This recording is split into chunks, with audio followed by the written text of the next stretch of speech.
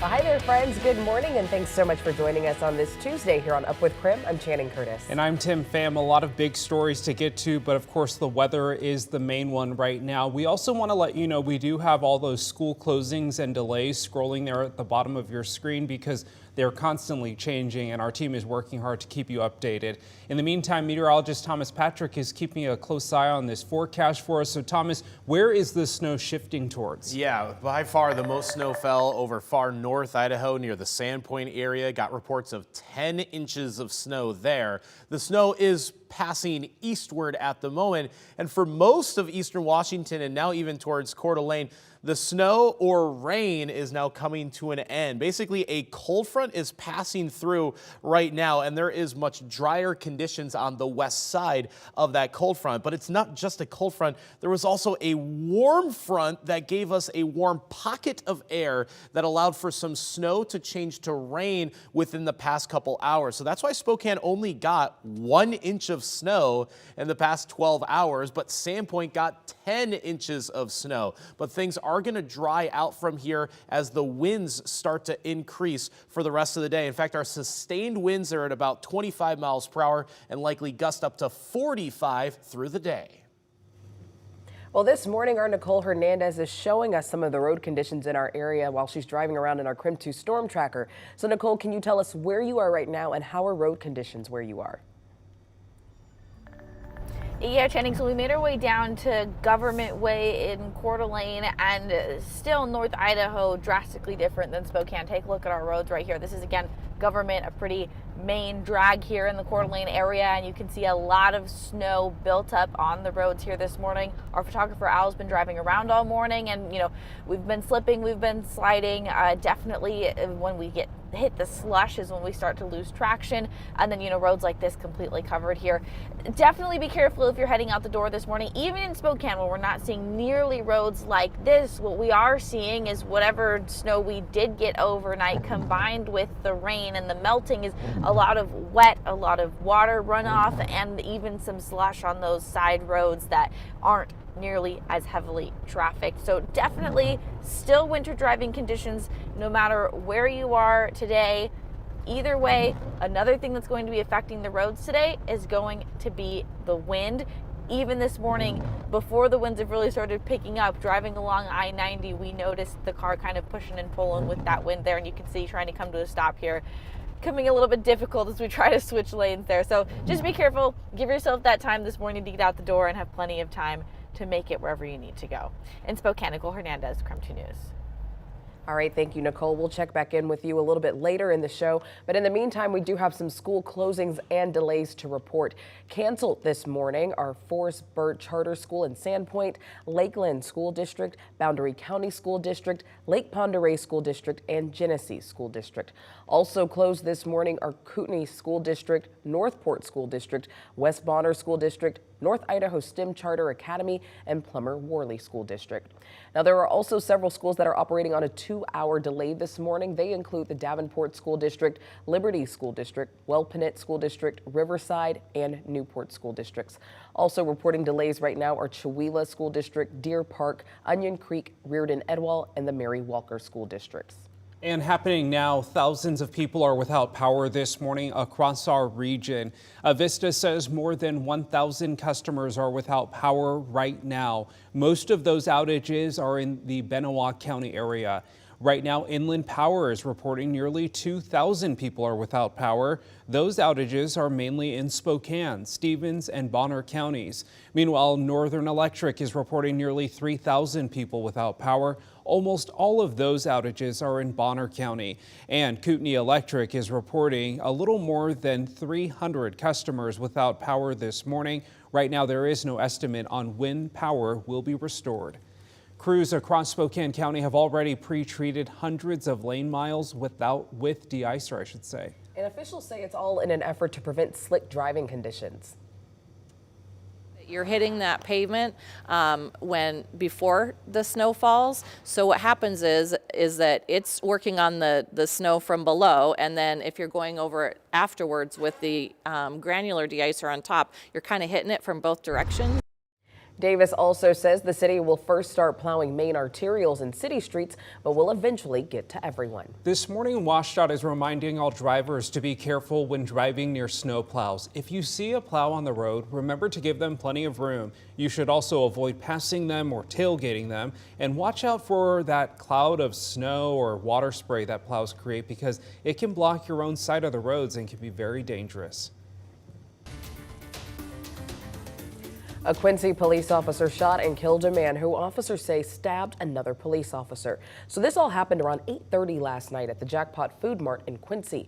2 Quincy police officers entered the store while responding to a disturbance. Right now, it's not exactly clear what happened, but in the store, officers say they encountered a man who stabbed one of the officers in his arm and shoulder. That's when one of the officers shot and killed the man. 2 Quincy officers responded to the call. They entered the store. There was some kind of something happened inside the store where one officer ended up getting stabbed in the shoulder and in the arm. Those wounds are non-life-threatening. He's being treated at Quincy Valley Medical Center, and the suspect was declared dead on the scene. Now, the officer who was stabbed is expected to be okay. They're being treated at Quincy Valley Medical Center this morning. Law enforcement has yet to release the identity of the man who was killed. The Grant County Sheriff's Office says an independent investigative team will now handle the investigation into the shooting, which is standard procedure.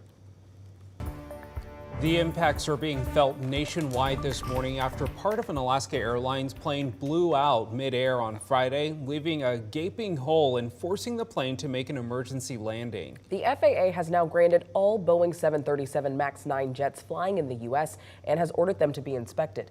Erica Zuko from our Seattle station has the latest on the federal investigation into what happened. I'm reporting from Renton, adjacent to a Boeing factory, where company leaders plan to host a meeting this week as they work to ensure all aircraft are safe.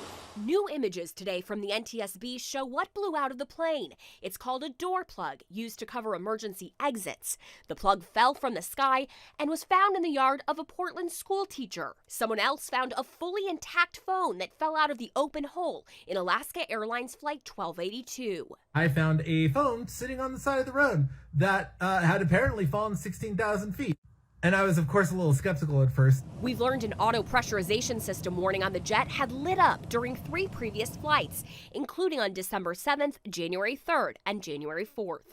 The NTSB says this may or may not be correlated to this incident. The decision by Alaska Airlines to a restriction, actually, they put in place, they call it an ETOPS restriction, that prevented that plane from being flown to Hawaii over water. Today, United Airlines says it, quote, found instances that appear to relate to installation issues in the door plug.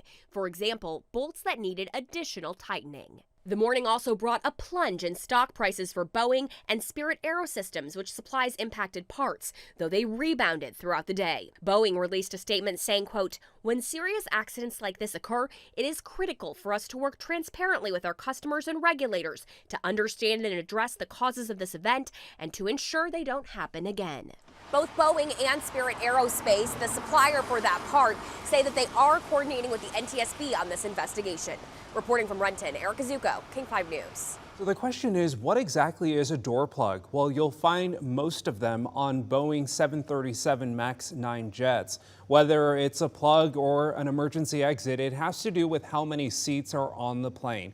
There's a federal requirement that there must be enough emergency exits for passengers to evacuate within 90 seconds, even if half of the exits are blocked. Some international carriers cram more than 200 seats in their MAX 9 planes, so they must have emergency exits. However, Alaska Airlines and United Airlines configure their 737 MAX 9s to have fewer than 180 seats, so they don't need the extra seats. Both airlines use plugs to cover those exits. Spirit Aerosystems confirmed to the New York Times that it installed the door plugs on MAX 9s, including the one on this Alaska Airlines plane.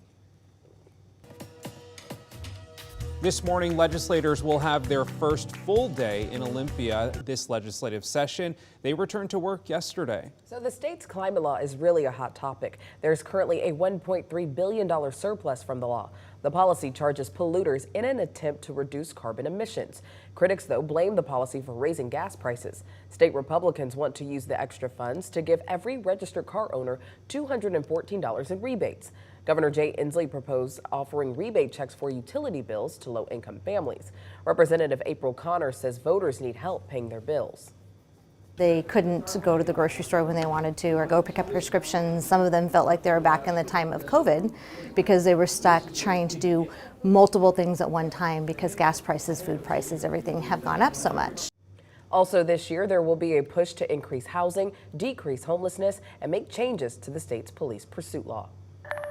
Time is now 6:11, and our weather conditions through the last 12 hours have been so dynamic, from snow to rain, now to wind heading into Tuesday morning. The strongest winds will be felt almost at any point during the day today, and already our sustained winds are above 25 miles per hour. But temperature-wise, that has been a roller coaster in just the past 30 minutes. In Coeur d'Alene, the temperature went up by 4 degrees. Meanwhile, in Spokane, the temperature went down by 3 degrees in just the last 30 minutes. That's a small, warm pocket of air that is sliding through that really caused a lot of snow to change to rain. Because of the rainfall, all of our winter weather advisories have been canceled as of this morning. But for locations like Sandpoint and Northward, who have stayed in an all-snow event, winter storm warnings continue through the day.